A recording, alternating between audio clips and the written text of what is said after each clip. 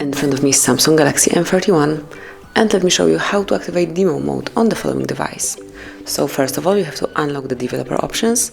To do it, just open the settings, then find and select About Phone. Now go to Software Info, and as only you see build number, just click on it 7 times.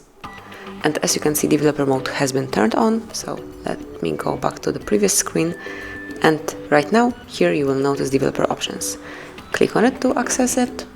And now all you have to do is to find demo mode. It is right here, so just click on demo mode, and if you want to activate it, just click on enable demo mode, and then if you'd like to show it on your display, tap here, and as you can see, even in your status bar you can see the difference right here.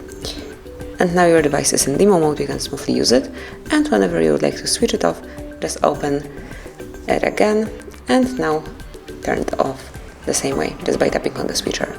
So this is it, this is how you can activate and deactivate demo mode in your Samsung Galaxy M31.